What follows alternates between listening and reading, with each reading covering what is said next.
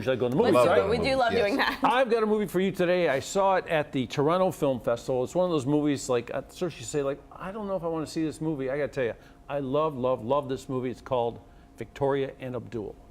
Abdul, you will travel to England, to the royal household. You will present the Queen with a ceremonial coin. Whatever you do, you must not look at Her Majesty. I am cantankerous, greedy, fat. I am perhaps disagreeably attached to power, but I am anything but insane. I am Queen of England, Empress of India. Abdul has risen on his own merits. Now, he is my friend.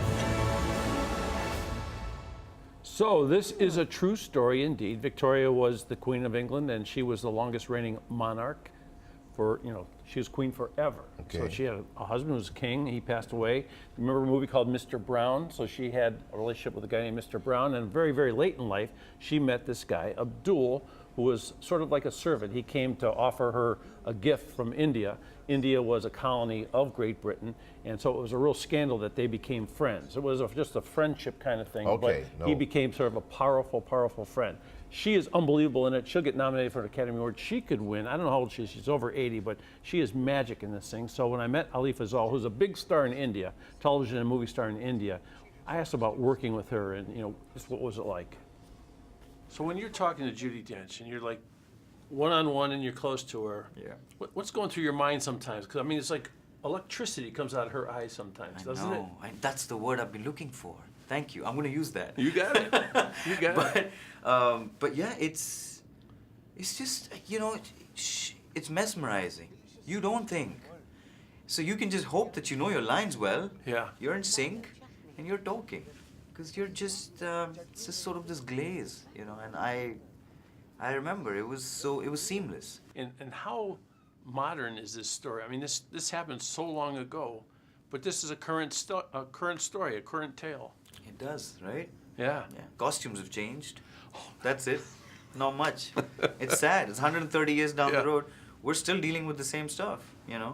There's racism, there's inequalities, there's just based on what? Your identification cards. It's funny, you watch certain movies, and when they're told well, like a Stephen Frears movie, it can make you feel so many emotions in the audience. This works. This works. This movie works. I don't know about the movie. I do. But the love, and the hope. Yeah. And the hope that the movie works. The movie does. It's terrific. Thank you very much. It's Thank nice you. to meet you. Thank you. They got It was very nice. Oh yeah, terrific. It was a lot of fun, and they shot this movie in a lot of the places that were the real places where the Queen lived and all that. So that was great. And one of the big problems with this whole relationship was the King's son named Bertie wanted to become king, and he believed that this guy, because they became such good friends, made the Queen live longer. So she sort of got in his way of becoming the king. So I thought that was very funny. So twisted how that all works, So Eddie Izzard, who is a comedian, musician, all kinds of great stuff. He was part of the Monty Python group at one time. He played the son, and we had a chance to talk about his participation in the movie.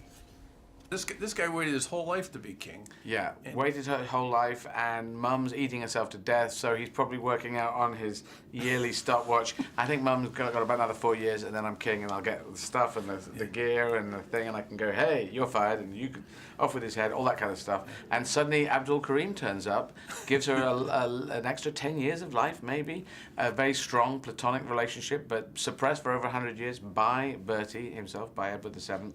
And he hated this guy. This guy's in his way.